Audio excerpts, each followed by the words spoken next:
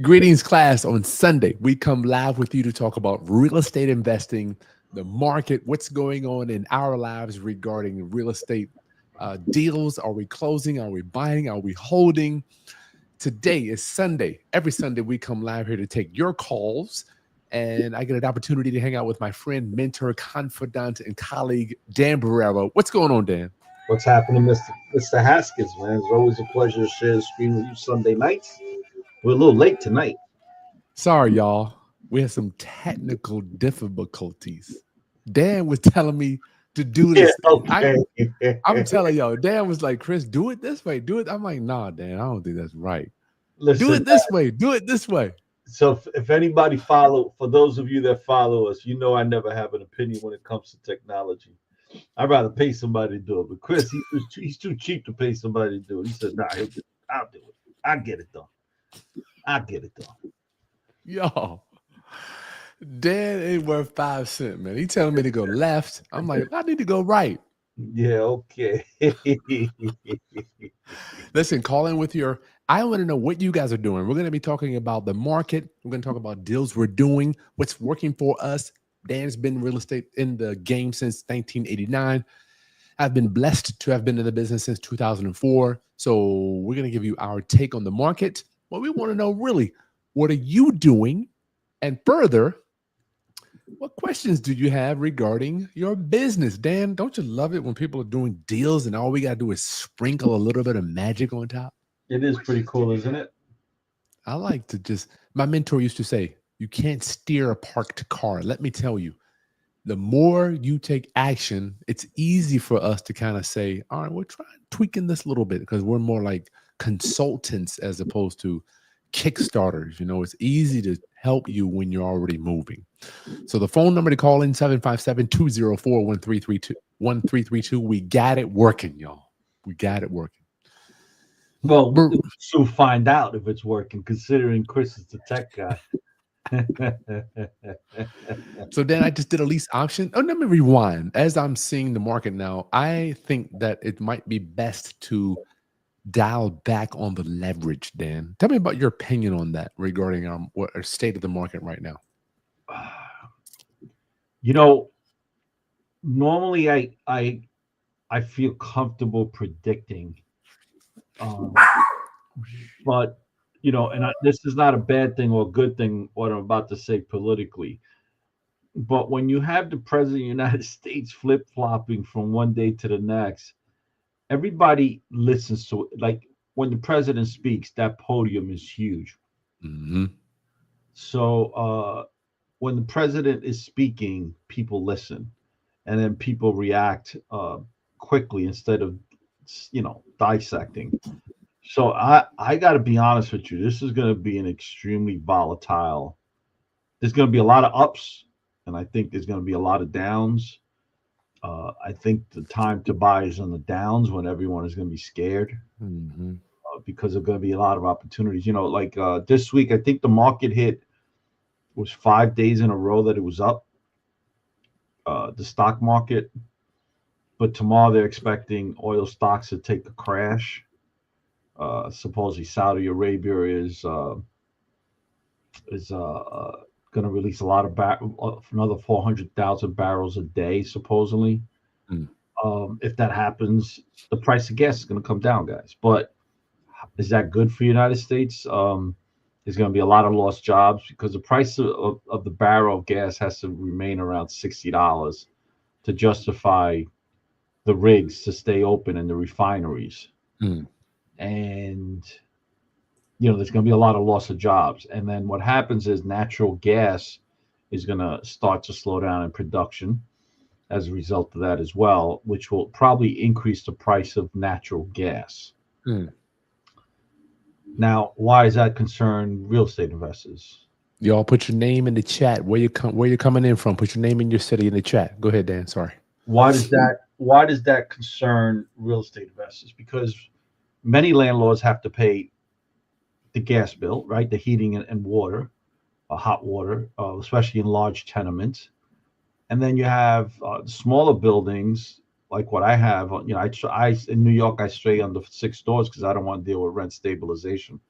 So Wow. You know, so I don't pay my tenants heat and gas. They have their own separate boilers, but if the utility bills go up, that doesn't leave Rents. much more money for me to increase rents, That's right. right? The market is bigger than Dan Borrero, y'all. I know Dan might be big. Nothing bigger than that market. Right. So we need to look at what's The happening in the macro. stock market because it will affect us in the real estate sector. And by the way, guys, I am not a stock person.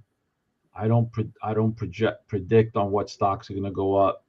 Do I have money in the stock market? I do, primarily my retirement funds.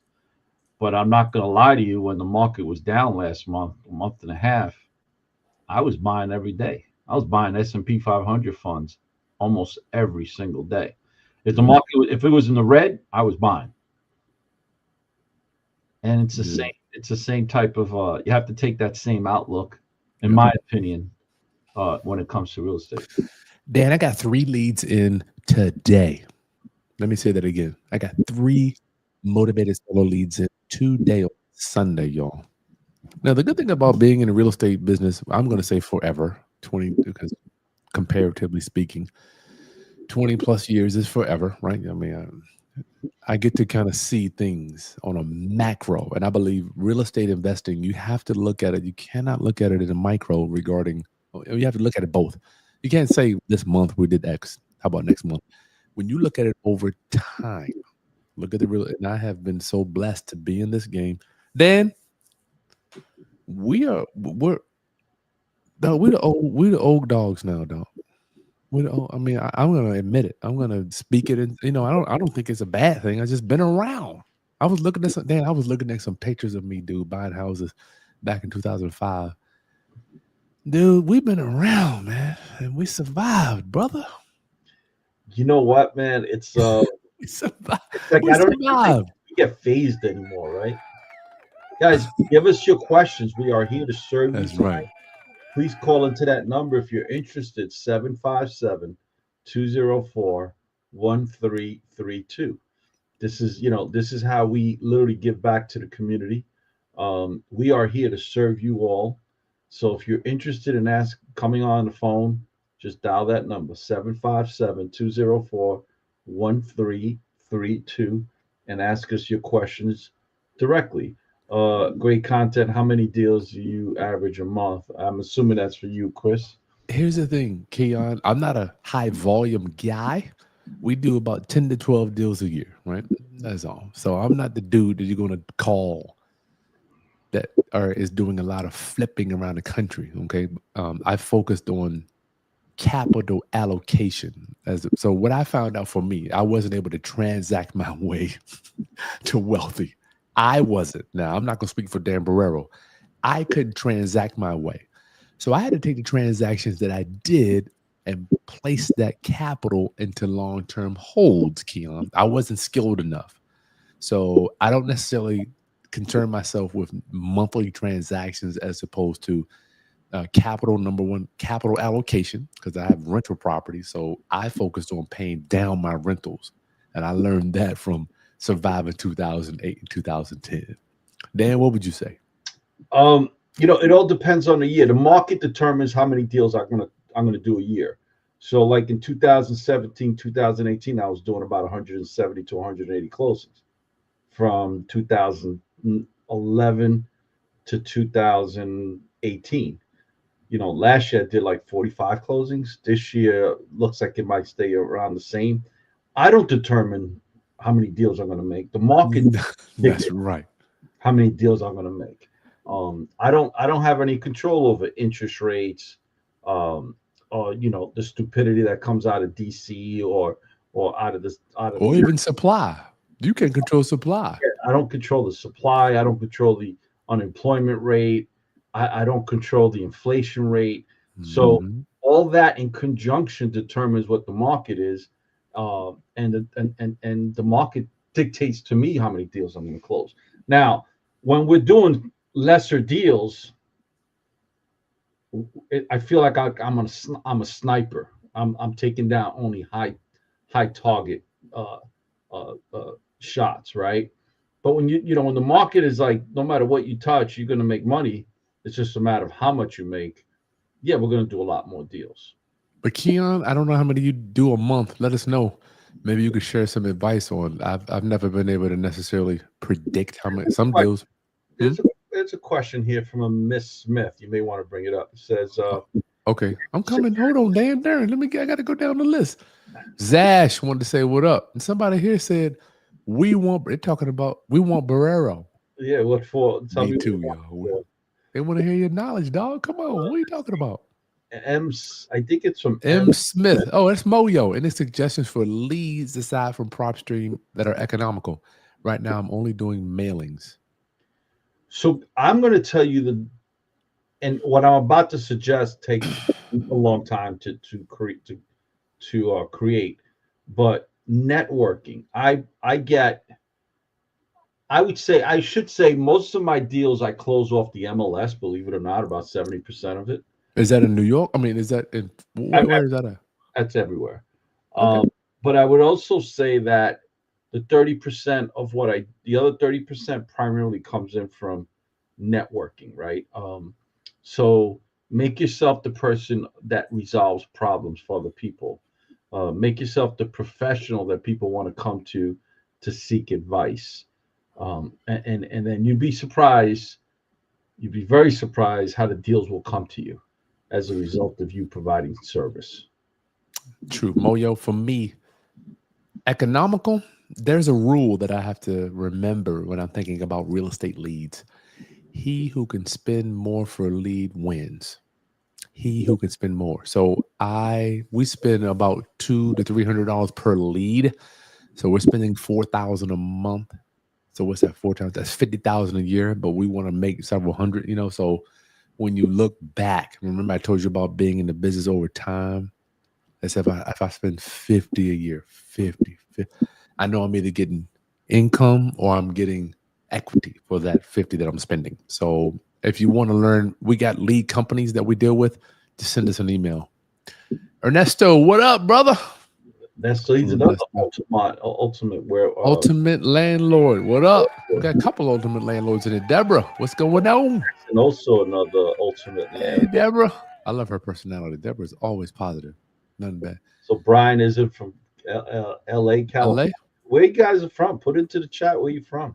How Y'all many better people listen to we have me. on now, Chris? I don't We got see. 40 here. We got 5 on IG. Turnpike Jack says, what do you guys think about borrowing for private lenders to later BRRR, buy, renovate, refinance, and repeat?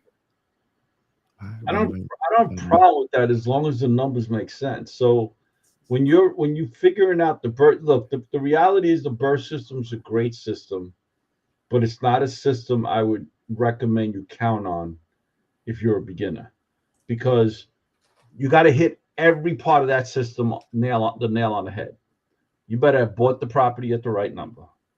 You better have renovated the property within the right amount of time with the and under budget. If you didn't calculate for the two closings, including all of the closing costs, You're talking about 10 grand. right, more than that, depending on Minimum. depending what city, state. Like in New York, you got to pay a transfer tax, and it's a percentage of the sale amount. So you're doing something like $1 million. It's a few $1,000s alone, right? Between New York State and New York City transfer tax. So you have to hit every nail on the head precisely for the BRRRR system to work. Be careful of that BRRR, y'all. I firmly think for me, getting out of debt or paying my loans off has been one of the best decisions I ever made. Contrary to all these gurus. Caller, you on the line with Chris and Dan? Please state your name and where you're calling from. Hello? Rehab Homes 404. How are you guys doing? What's your name? Ali.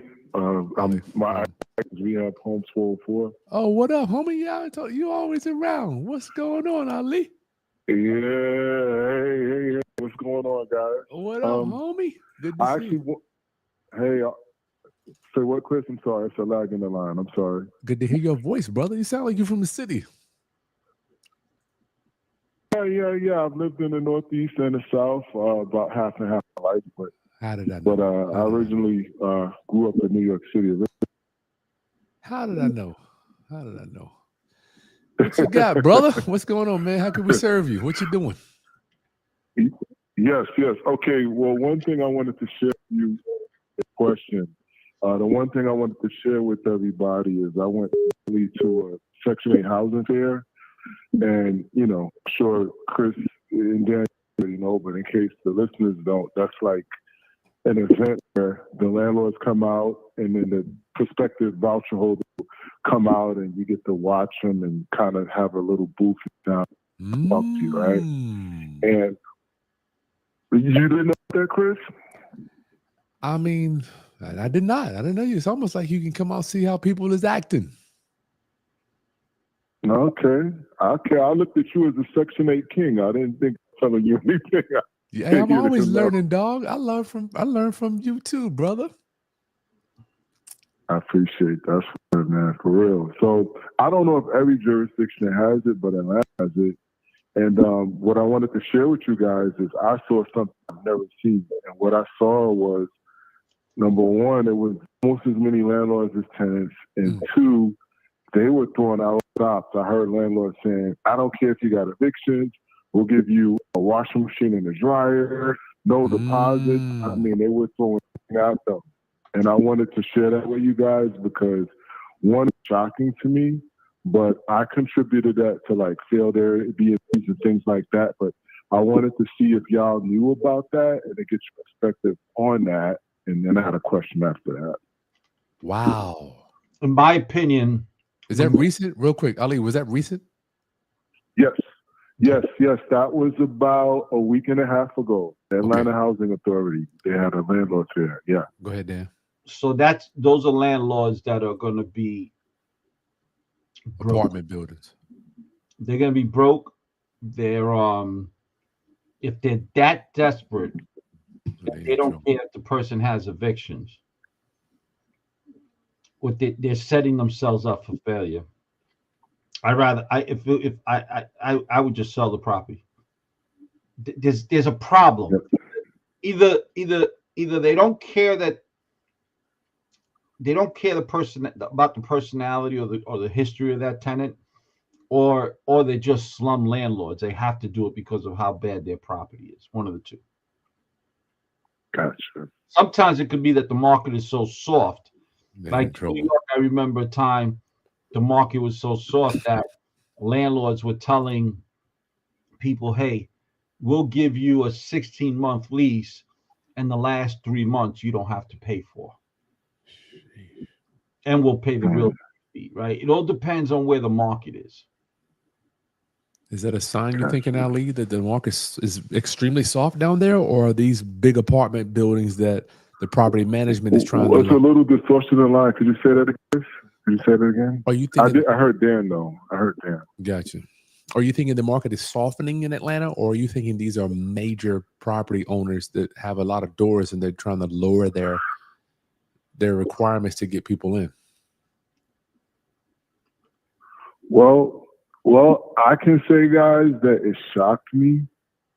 Chris, if you were still talking, I apologize. It's like an interruption in your line. Yeah. Sorry about that. You're good. Were you still speaking? Go ahead. Hello? You got it. Go ahead. I'm going to change my position and see if that helps, Chris. I don't know what's wrong with me. Chris, I lost some of what you were saying. Are you thinking? Could you repeat that for me, Chris? Yeah. Are you thinking the market is soft? It's softening down there, or are you thinking it's a major apartment complexes? Well, I'm starting. First of all, I was shocked to hear that. I've never seen that before, and I've been to those fairs before, so I wasn't expecting that. So, I did know that, people who were having COVID money and illegitimate PPP money that's out of the economy, but I had no idea that landlords were that desperate. So it was just something I wanted to share with you guys to find out if I'm late to it, but it seems like it's a surprise to you guys. I had a tenant here at a property that was private sector. I was in there for years, and then end of last year, she suddenly late, and she couldn't pay, and she moved out. I ended up suing her, and now garnishing her check. But I didn't know it was wide stream. I know a lot of guys jumped out who got sold on people instead of listening to you and Dan, and they went after this whole you don't have to spend any money, and B&B is going to make you a millionaire for one house. And I think that's part of the problem, but I don't know. I to get Charles' opinion, but I mean, people were literally saying on a microphone, I don't care if you have evictions, we'll wash and dryer, we got granite countertops, and these type of properties, I would never put granted in. That's not for a rental, even for a cash tenant, at least in my single family homes. So it was really an eye opener, guys. I didn't know it was that bad. I know that things were getting tight and the pretenders can't pretend anymore. Nope. Even I have to restructure some things, and I'll get to that. That's in my question.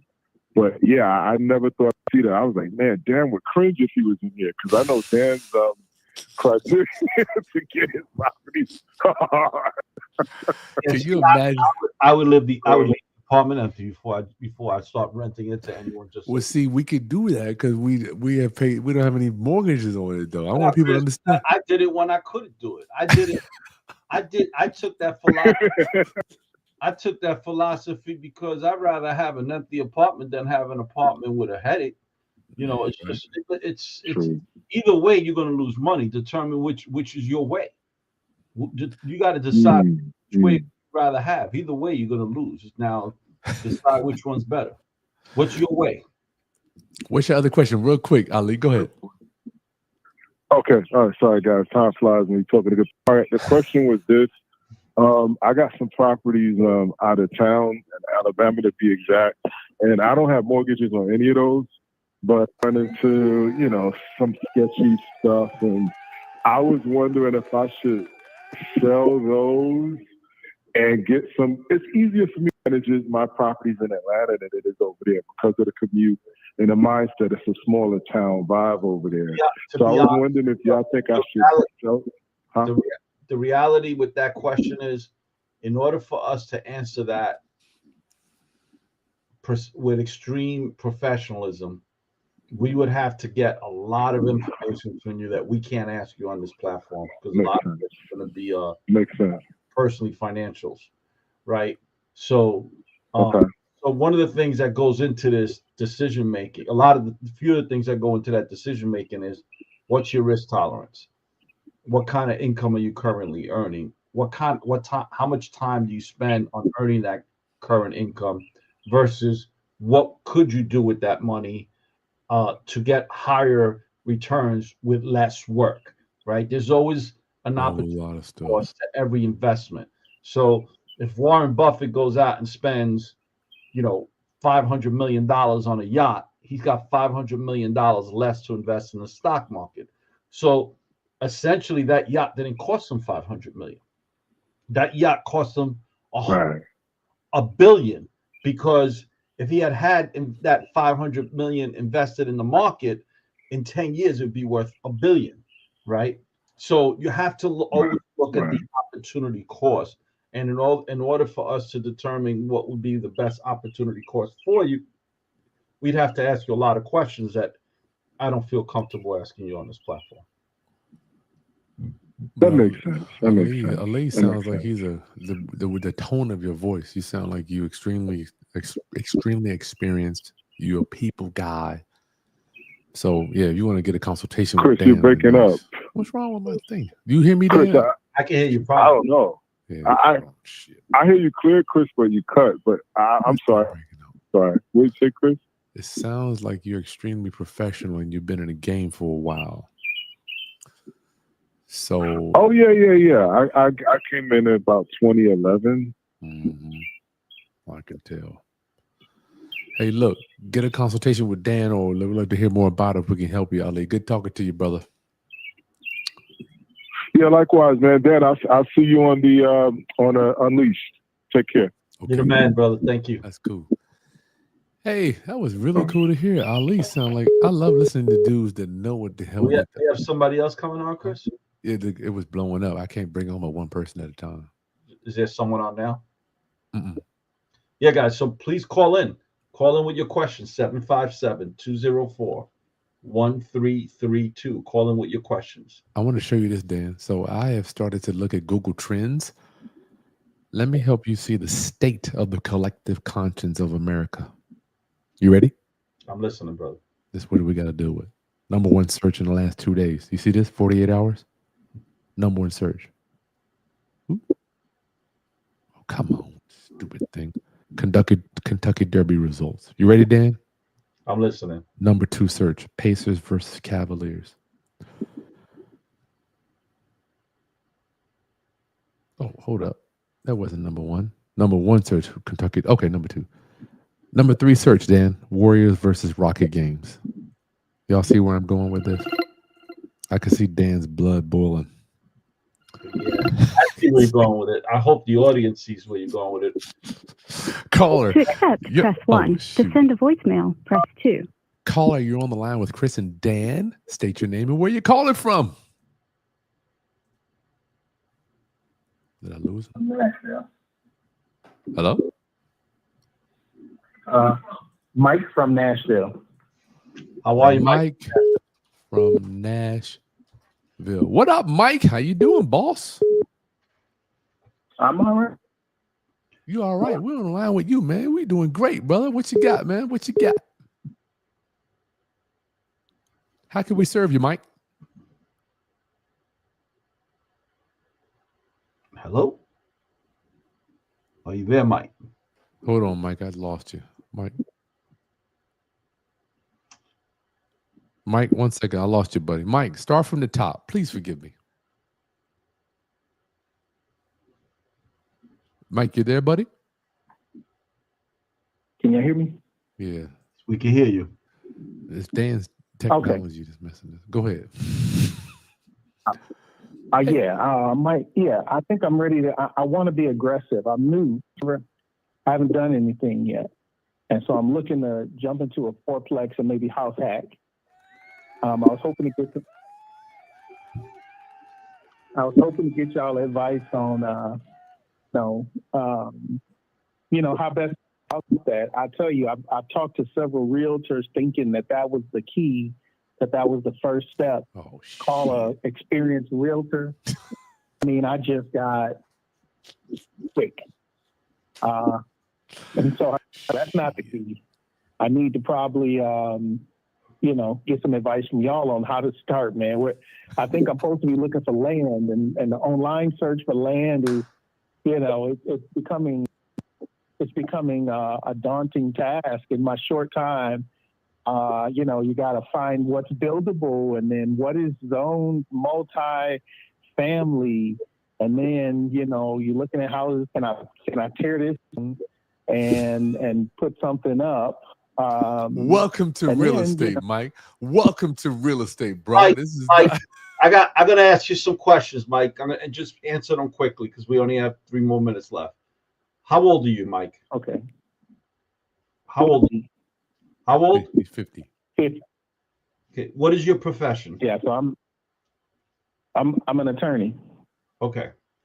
I think you just put up that question earlier, then, right? About the 4 family. On the chat. Yeah. Okay. So, Mike, what I would tell you to do first is, what would you tell? What kind of attorney are you? I'm a bankruptcy attorney. So before you give any advice to a bankruptcy, when someone comes to you, is the first thing you're going to ask them is for a multitude of documents for you to get a clear picture on how to then advise that person. Correct? Well, what I'm going to tell you first is, stop watching these fake gurus online selling you courses. Stop listening to the garbage where this is an easy business, because it's not. And get back to the basics. You're an attorney. You have those skill sets to learn this business. You could not have passed the bar without having specific skill sets that it can be well used in this business in the beginning stages on the learning side. So what I would tell you is first decide what side of the business you want to be in. But in order for you to do that, you first have to educate yourself. I host a free mentorship class every single Wednesday night at 8 o'clock. DanielBorrerojr.com. All right. You could go there for free. And you could also start networking with individuals that are there. There are some people on here now that come to this free mentorship class. Guys, if you don't mind, put in to the chat where they could sign up for me and tell people how good it is. We'll And get then, the link in the video description. Don't worry about it. It'll be below. based on that, when you come to this class, and we covered multiple topics on this class, everything to do with real estate, you'll have a better idea of what side of the business you want to be in, and then you concentrate on that side of the business. And then that's when you're going to really get the deals, find the deals, and then most importantly, recognize the deal when it hits you. Okay. I'll definitely do that. I appreciate it. First. Educate yourself first. Stop looking for the shortcuts. There are no shortcuts in this business. Mike, I want to first love on you a little bit because you took time to go meet some realtors and you quickly recognized that most people never do, that a lot of realtors have no idea about the sport of acquisition and finance. They know how to represent other people that are doing it, right? Is that what the conclusion that you deduced? Yes. All right, brother, we loving on you. We loving on you. We ain't gonna beat you up too hard. So Dan and I are not salesmen. Not to say there's nothing wrong with being a salesman, but we have to find the people. No one can teach you how to do something unless they've done it themselves. Okay, so that's why you're here. So get tapped in. Make sure you join my email list, Dan's list. We got a bunch of training for you, and if you want a consultation, we're more than happy to help you. But I'm so glad you found out that these realtors. I would love to know what your brain computer was saying to you while you were interviewing these realtors, Mike. Give us something. You want me to tell you right now? Yes. Oh man, I got off the phone with this one realtor, and I was like, okay, competent builders, and you have a zest for finding land. It sounds like. I'd like to research these builders. Who are these builders? Oh, I'll get with them and call you back. Everything was so secretive. I don't know until I know. And I was like, okay, this is a salesperson. They're trying to sell me. I can't put you in touch with the plug. I gotta stay in between. So. That's why I love dealing with Dan Borrero. Let me hear you a secret. He is the plug. Yeah, listen. We only hang out with I only hang out with the plugs. I don't have time. I give out the top 10 questions. So if you go to DanielBorrerojr.com, there's a icon, a link there, where you could download the top 10 questions I ask my realtors on an interview before I even decide whether I want to meet with them or not. Yeah, I mean, shit. Right. You should be interviewing them. Yeah. Let me get back to you. I gotta make sure I keep this link in the chain. So I don't want you to get too close to my buyer. All right. I'll holler at you later. Mike, I'm gonna love on you, dog. Let me you're an attorney. That's like someone coming to you, no disrespect. Like, I want to be an attorney next year, man. What I gotta do? You would be like, okay, this is not even somebody I need to. Right? So that's Dan. I can hear Dan's mind like, this dude is trying to move a little fast. This is not we make it could appear to be a little easy, but Dan is extremely challenging. It's almost like being an attorney. You got to put your time in. Yeah, you got to put your time in. Yeah. Okay. Mike, good talking to you, buddy. All right, man. Thanks. Yes, sir. That was a good one, Dan. That was very good.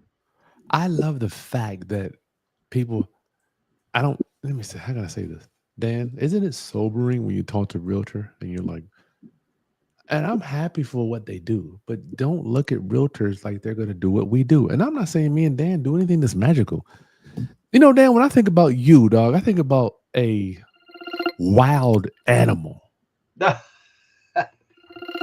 I'm serious. And me too. I'm like, I don't eat. Do y'all know I don't eat unless I kill? I'm like, I don't eat. Y'all think I'm just, we don't eat unless we kill something. There is no, let me talk to my buyer or let me get.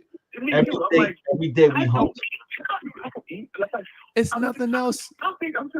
That, caller, 1 second. Dan, it's nothing else. Like if I don't collect rent, then I don't, I mean, it's like, so this is what I will do. I have to do this, you know? So I want people. Every day we get up and we go hunt. And if we're not successful in the hunt, our families don't eat. Don't eat. Period. We don't let me get in touch with my buyer. Let me my get medical insurance doesn't get paid, my car insurance doesn't get paid. And every day I get up, I gotta motivate myself. Even on a down day, I still gotta motivate myself. If I can't call in sick. If I call in sick, I don't make money that day. I don't eat. I don't eat. If I go on vacation, I ain't hunting. I'm not eating. Right? It's rough. Big difference, people. Big difference.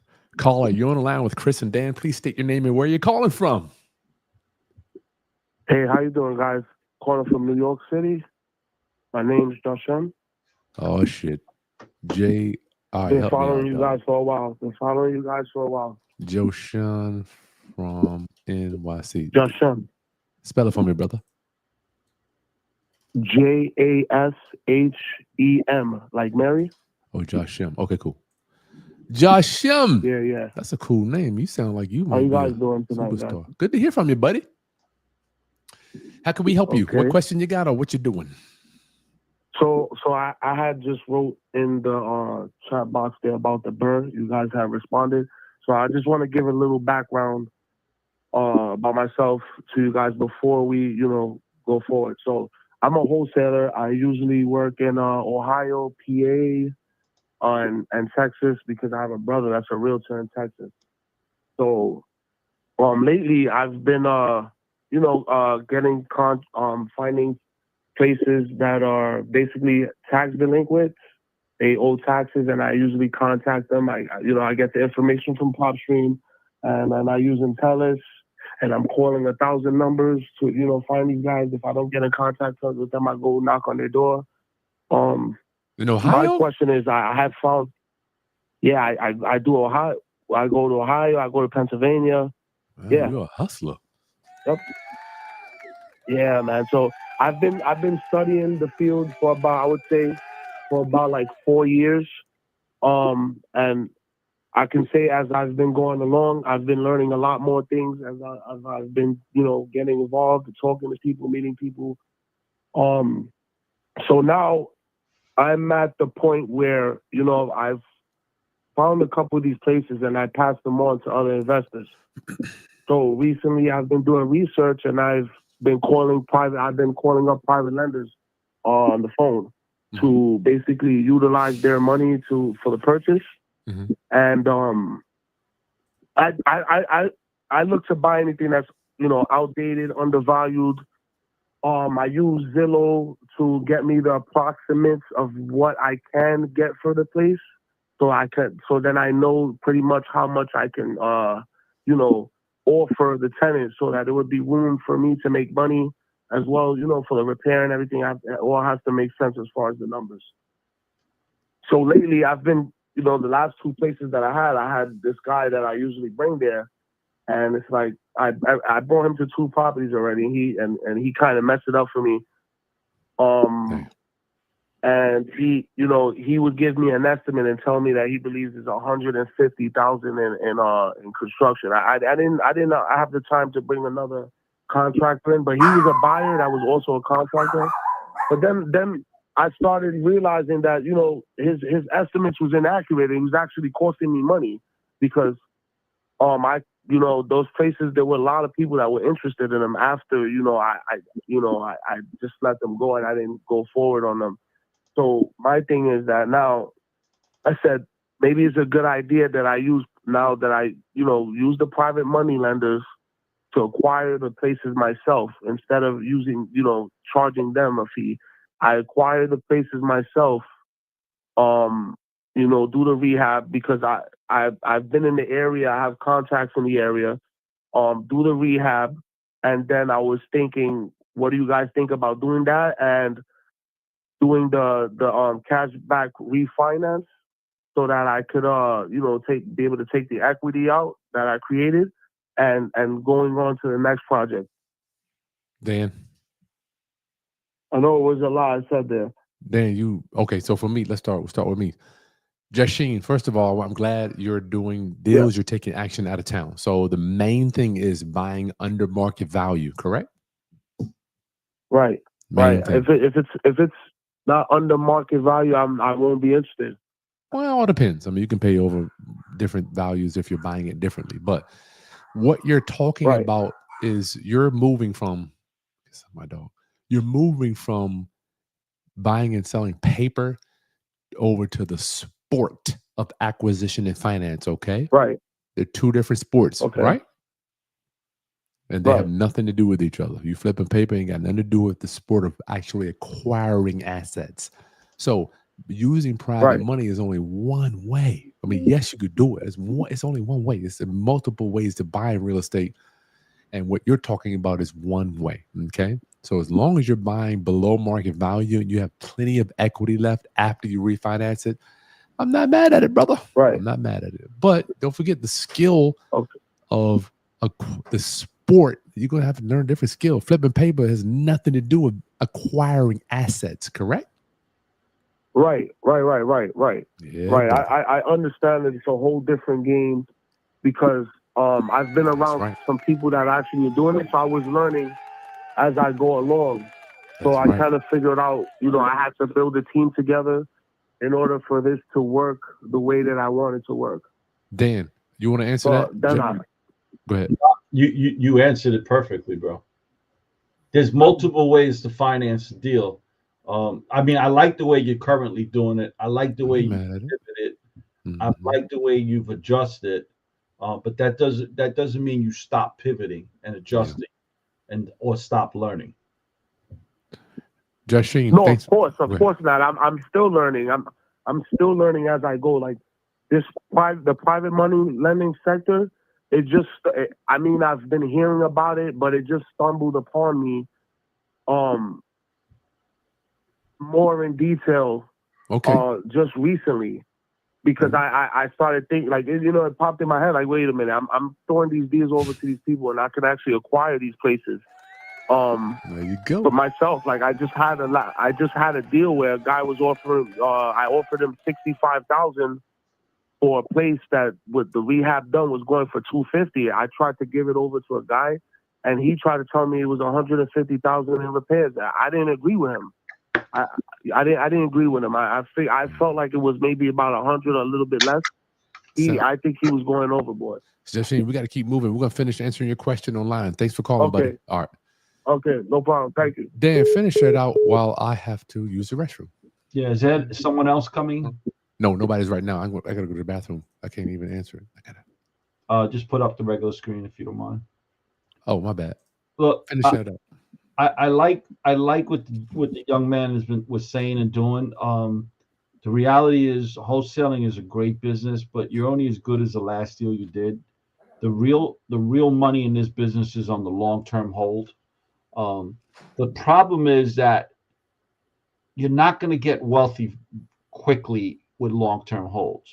You're not going to create wealth. So because what you're doing is creating cash flow. So what I always do is what I've told people always, and I wish I had learned this 10 years earlier in my career, is you got to find a sweet spot between fix and flips as well as long-term holds.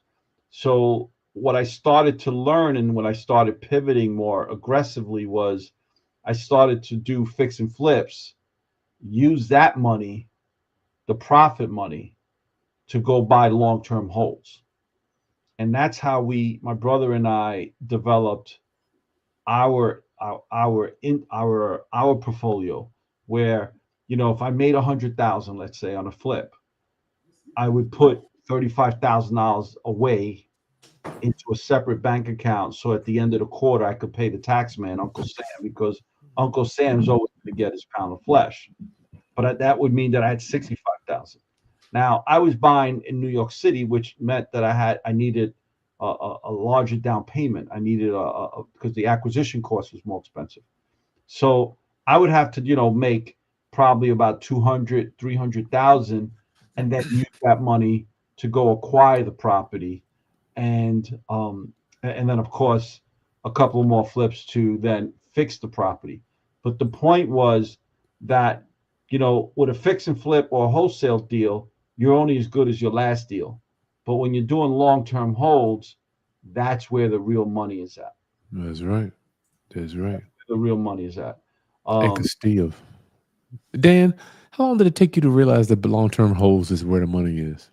I knew it from day one. I just couldn't figure out how to scale fast enough. Mm-hmm. And then once I started doing the land flipping and the fix and flips is when I realized, like, wait a minute, I could scale quicker if I do more flips, because then I could generate more cash quickly for my down payments and my renovations. Yeah, but you were taking that money and doing something with it as opposed to spending it. Oh yeah, you have to train your mind that, yeah, I'm making all this money, but it's not my money. It's the board's money. The board. You got to put money back into your business. So look at these searches. Who won 500,000 searches? Who won the Canelo fight? I don't even know. Dan, what's the Canelo fight? I guess Canelo must have been fighting. I didn't even know. Clippers versus Nugget.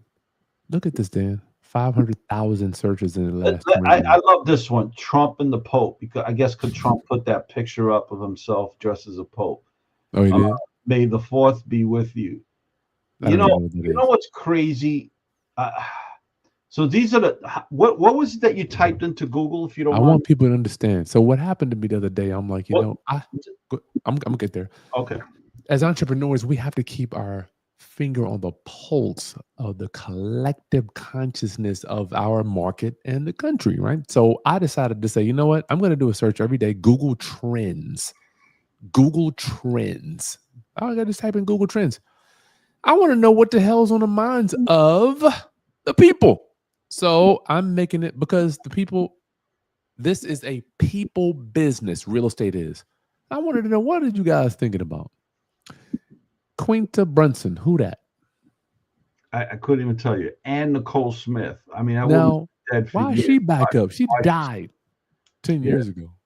So, let's talk about this, Chris. I know Dan is sick. I know you are like really, your blood's boiling. You know what's funny, man? I was about a couple of years ago, my wife and I came from the same neighborhood. We lived around the corner from each other, actually. And so we have a lot of the same acquaintances, a lot of the same old friends. And so we've met up with a couple of them, over the last couple of years. We tried, everyone's been trying to reconnect. Mm-hmm. But I got to tell you, man, I kind of feel bored as sin when I go to these things. Why? Because we've gotten past, like, all right, what's transpired in our lives, how many kids we have, where are our kids, and what do they do. Now we're just talking about everyday stuff. And when I go someplace, I want to talk about things that are gonna make me as a better person, right? In every aspect of that, or how do I financially benefit from something, right? And man, they're talking actually a lot of this stuff that's on here, right? About when I sit with the men and the women go and they talk among themselves, and they want to they want to have conversations about the Rangers and the New York Knicks and how much these persons making and how bad of a decision the coach made during the game. And I'm like, do you think the coach of the New York Knicks gives a rat ass if you could pay your rent, or how many mortgages you could pay, or what kind of car you drive, or where you're going to come up with the money to send your kid to college? Like, why are we having these discussions? Like, how is that going to make us better? Right? Or, another conversation, it just so happens, I was having a conversation today with someone, and they want to talk about Donald Trump putting up a picture of himself looking like the Pope. And I'm like, who gives a rat's ass? Mm-hmm. How is that going to make you money? How is that going to make you a better person? Right?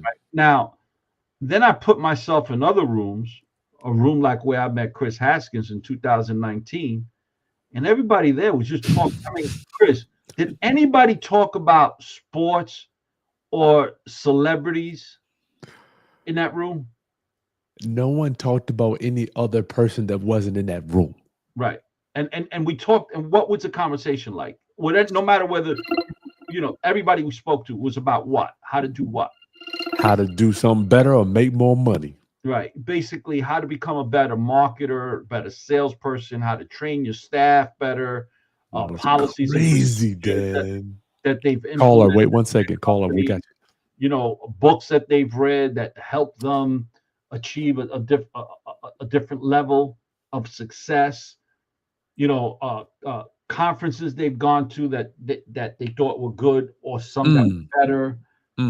But nobody was talking about a celebrity. I know you like this one, Dan. Look at this one. I mean, who cares? Who cares? Caller, you're on the call with Chris and Dan. Please state your name and where you're calling from. My name is Lamont, and I'm calling from Fredericksburg, Virginia. Oh, how are you, Lamont? Fredericksburg. That's right around the corner. Frederick. Make sure I spell it. Lamont, what's up, homie? Yeah. Good to hear from you. Please tell us what you're doing, what's your question, what you What's got going on. Chris? First, how you guys doing? And I had a question about this particular situation with properties, the OTC, over the counter tax deed. I've seen you go to auctions before, but like buying them without actually doing any bidding, and because I've actually seen a couple people that's on a different podcast. They actually went and got properties over the counter. That's what they call them. Okay, Lamont, I'm going to cut you off. Lamont, I'm going to cut you off a little bit. When it comes to tax deeds, you need to be really careful because there are some every state and every county has their own rules and regulations on how to clean up that tax deed sale. All right. And when you could actually foreclose on the person who actually owns it. There's a book called Real Good Deeds. It's called, actually, I don't know, Chris, can you Google that?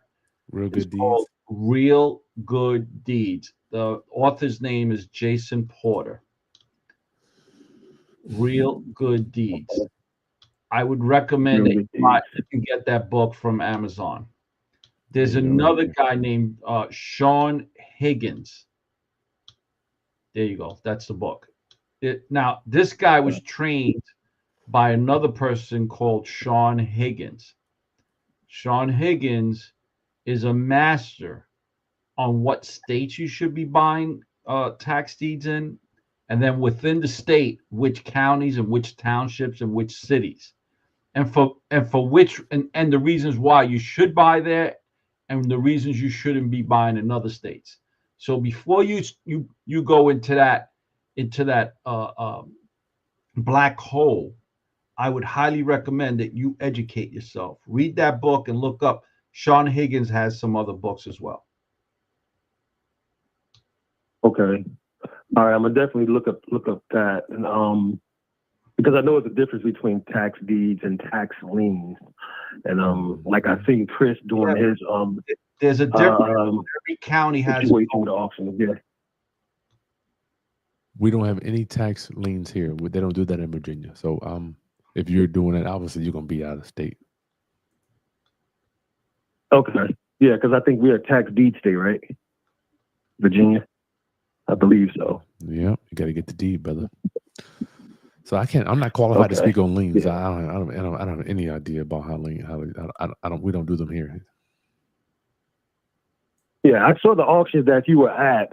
Those are just regular, like pre-foreclosed homes, or that was just regular auction off houses, like both. You were just literally, because I seen you when you were doing the bidding and all the whole process, and I was watching. I think it was a couple of episodes. For the majority of the auctions we go to are pre-foreclosure based on the mortgage, but sometimes we go to the tax deed sales too. but that's still going to be, you're going to get the property. You're not going to get a lien against it. Virginia just doesn't do it. You got to go down south or another state. I don't know. I know Florida does it, but I don't know those other states that do it. Okay. Okay. Yeah. Then that's what I was really pretty much talking about, tax deeds. Okay. Because I know yeah, that's what I was actually talking about. I just know there's a difference between tax deeds and tax liens. So if you you can buy get the tax deed, liens and then just, gain interest on the money, when they come redeem it.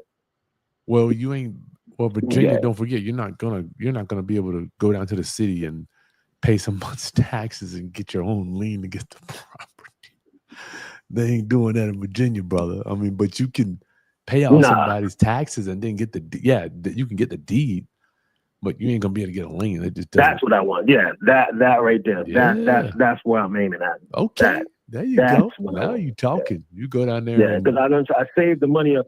I wholesaled the property and got $47,000 from that. So now I want to go ahead and see if I can make something happen. With a start, because I want to do the takedown method and actually buy the property itself versus exactly. So there you go. You on the right track now, bro. So you got it. Well, I've been watching you for a while. So you got to do tax delinquent.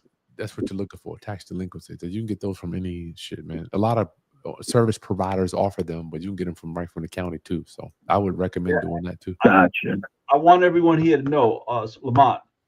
I've actually had Sean Higgins on my free mentorship class twice, and I've actually had the author of that best-selling book, Jason Porter, on my free mentorship come in and teach my students about that in subject matter.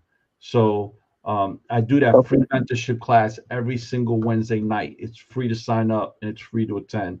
Just go to danielborrerojr.com and sign up. Good talking to you, Lamont.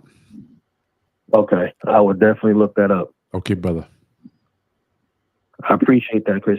Much and love. Thank you, sir. Yes, sir. Well, that was a good day, Dan. Yeah. Yep. Any other question? Nobody else on the line?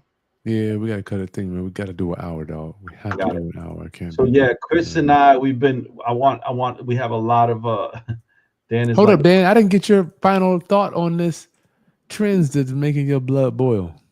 So my final thought, if you're one of these people that are Googling these questions, you're on the wrong platform. Who are these people? We don't Cody Clemens and mental stupidity. Who are these people, Dan? Who are they? I remember one year, Chris, it was just somebody asked us, it was like about who a team that was going to be in the Super Bowl. The Super Bowl, I remember that. Like, I don't know which teams made it, and they were like, because we don't give a shit. Do I care? Like I always hear when people what always amazed me is like guys come to work. I'm working on a job site, and they're talking about how messed up their Sunday was because their team lost. Warriors versus Rocket. One time, the football team, and I was like, so after about a long time of listening to this shit, I asked the guy, I said, bro, you keep saying your team. Do you own that team? You have any percentage of? How about a tenth of a percentage of that team? Do you anything in the team? No, of course I don't own that team. I said, so why do you give a shit? Wow. I said, do you think that quarterback gives a shit if you got paid this week, or if you fell off a ladder this week, or if you invested your money in an index fund properly? Like, why do you care? What do you mean your team? Like, I'm like saying to myself, this guy's broke as shit because of his spending habits. So like, and I'm thinking to myself, he's sitting all day Sunday on his couch watching all these football games. And to me, it's like you got to be as dumb as a box of rocks. Wow. Broke. You got white kids, and you spending your Sunday watching other men achieve what you wish you could, never will, because you're sitting your ass on a couch. Oh my God. That hurts, Dan. Dan, when I was broke, you know what I was doing on Sunday? I was looking for houses from sun up to sunset. I was looking for houses, y'all. I was driving around. Look, check this out, Chris. No bullshit. I want everyone here to see this. I ain't broke. And you know what I was doing today? I was looking over bank statements, making my notes on them, and I got them all to my accountant. These are just some of them. This is what we do, y'all. These are leases. This is today's work. Today, This is y'all. me looking over invoices for my plumbing inspections. Guys, this is what I did today. Today. And today was an easy day. I worked only 5 It's a hours. light day for you. 6 hours today. Dan, the reason I wanted to show this because I have so much empathy for our people. And I think about people that voted for Trump or that voted for, who was the other guy? I don't even know. Kamala. They're in this groups, Dan. They're in this 500,000 that voted, that look for Warriors versus Rocket game. I don't even know what sport that is. 500,000 Clippers versus Nuggets. 200,000. We're talking about 1,000,002 people that are looking for sports in the last 48 hours, Dan. Okay. So I don't want to isolate myself from the collective conscience of the people. Let's go a step further. Look at the one below, Pacers versus Cavaliers. Trump Pope. I don't even know what that is. So Trump posted a picture of himself in a Pope's attire, basically make me Pope is what he was trying to say. Now, whether his followers are saying, well, it's a joke, it wasn't meant like as an insult, and then some people are taking it as an insult. But my problem is, and the only reason I noticed is because it came up today. I went to pick up my son at the airport, and I was listening to someone else talk about it. But the point is, who gives a shit? Do you think Donald Trump cares if you could pay your mortgage? Or if you could pay your car note? Nope. Or that the price of eggs is going up? Like, nobody gives a shit. Nope. Like if you're gonna spend, you can't buy. Chris and I cannot buy back the last hour and 2 minutes we've been on this. So the least you could do is take what we're trying to teach you and make your lives better. Because we can't buy back, no matter how much money we have. Warren Buffett, Donald Trump, Elon Musk, what's the guy from Amazon? Whatever the hell his name. Bezos. None of those guys. There's nobody on this screen. There's nobody on this live could go back and buy the last minute that we just spent. Yep. No matter how much money you got.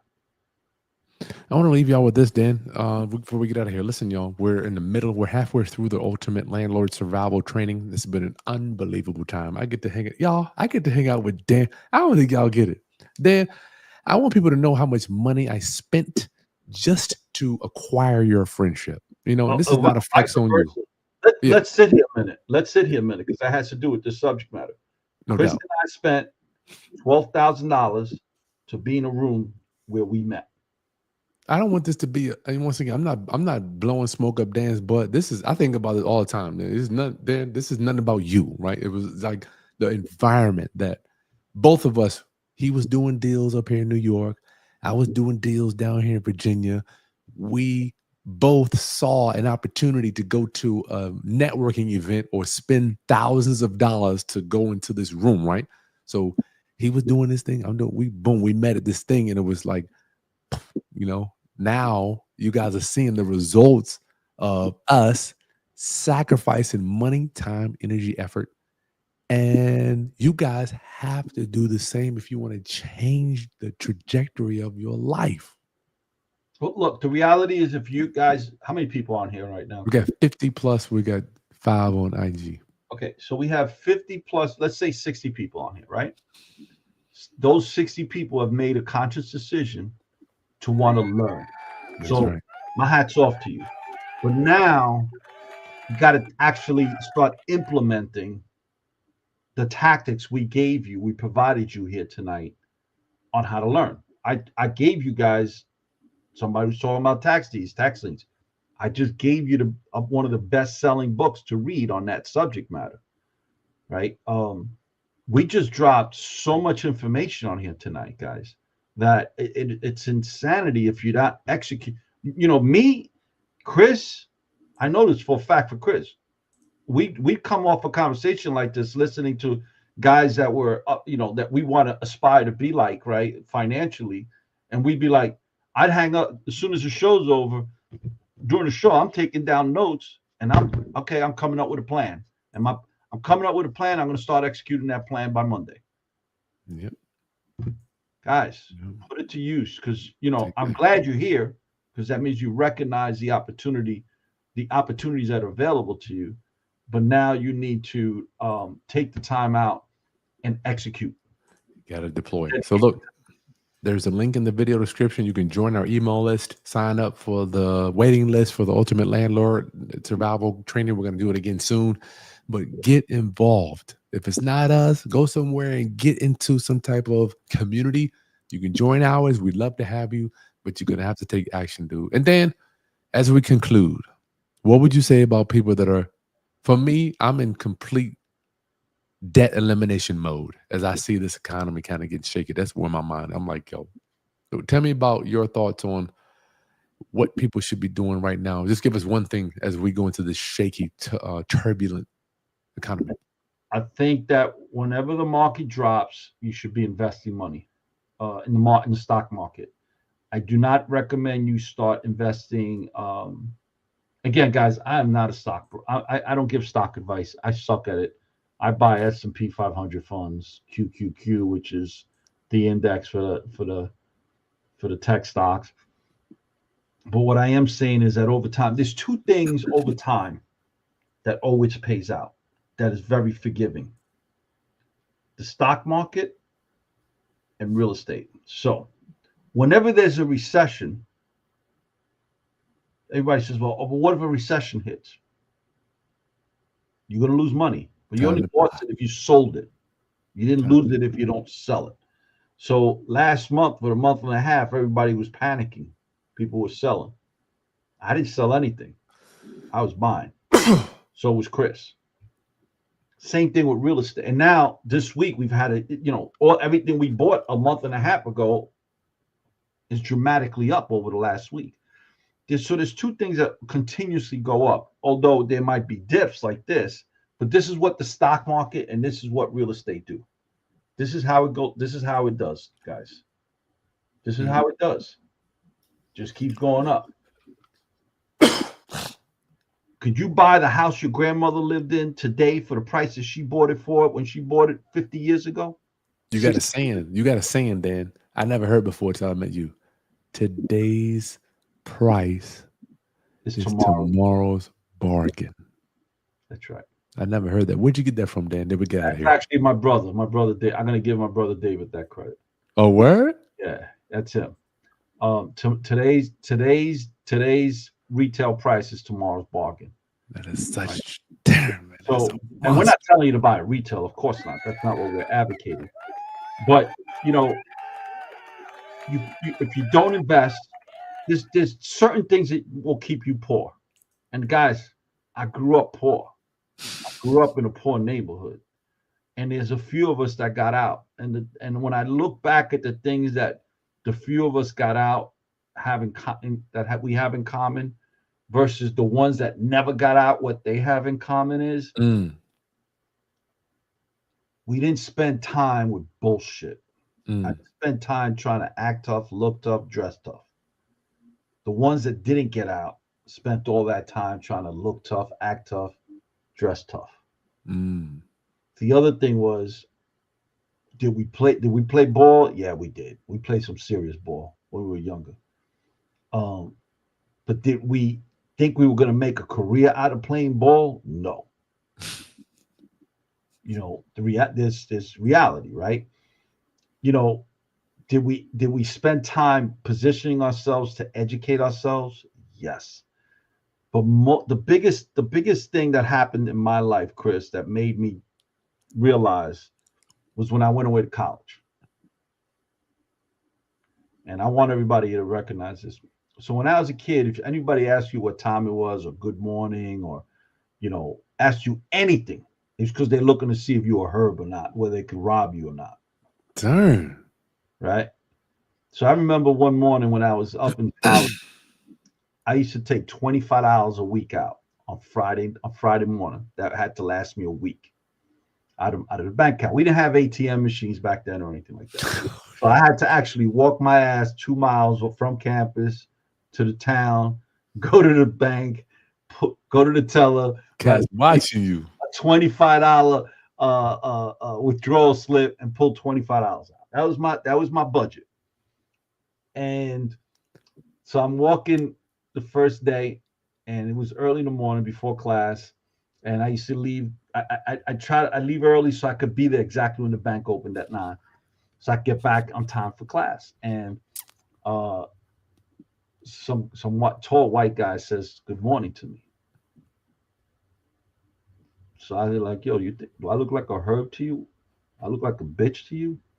And I was getting all in his face. And to this day, as I'm saying it, I could see his face. Like, what's wrong with this kid? You know, all I said was good morning. And he's taking a step back. So I keep walking. Because back home, somebody says anything to you like that, so they're trying to see if you're a sucker so they could rob you. Damn. So if you're weak. So now I walk down about another block or two, and some idiot with a carriage, with a baby stroller in front of us says good morning to me. I'm like, yo, what's wrong with these people? So now every time somebody's walking in my direction, I cross the street. It took me about a week, 2 weeks to realize there's another world besides where I grew up in. Wow. I don't have to have my eyes open like this, scanning every room, every square inch of wherever I'm walking to stay safe. I was conditioned that way as a kid because of where I grew up at, right? But then you know what else I realized? I realized when I was talking to other people there from other states and other countries, I had a poor mind. And I had to readjust my mind. Recalibrate it. Right. So what I'm trying to say, and that's when I also realized I had to put myself in rooms where people thought differently. So I would say, man, I want to be like those people. I want to be wealthy like those people. Well, I realized I got to put myself in that room. And it was uncomfortable. It's extremely uncomfortable. Chris, is it not? When you walk in a room that you know everybody else is so much bigger than you, is it not? Is it not? It's weird. You're at the bottom. Yeah. It's humbling. It keeps you human. It gives you a massive amount of humility and empathy and compassion for yourself. You gotta love on yourself. Me and Dan, I remember that dinner we went to at the top of that building. Oh yeah, we're in a room Dallas, with arms. Texas. Something Wolfgang something. The guy. But that room, we were dealing with arms dealers, hotel owners, resort owners. These people own stuff around the world. Like, we're like, damn, we're really in a room. What about that kid? Remember that African kid who was there with his dad? The young guy. He had an online business, and he had just bought his second warehouse. Yeah, these dudes. To hold his online business stuff. And the guy was doing something like 300,000 net, and he was only like, I think 18 years old, 17, right? I mean, he was young, still in high school. Yeah. And his father and mother were like, because he's saying he don't want to go to college, and his father was a doctor, his mother was a surgeon, right? And they were like, like, what do you mean you don't want to go to college? I'm glad they were supporting him, though. They were. The dad was there with him. He was young. He might have been 16. Young guy. Yeah, he was a young kid. All right, y'all. Put yourself in the room. Look, there's a link below. Join our email list. We would love to stay in touch with you. And we'll see you on next Sunday, y'all. Peace. Everyone, take care. Thanks, Dan. Take it easy, brother.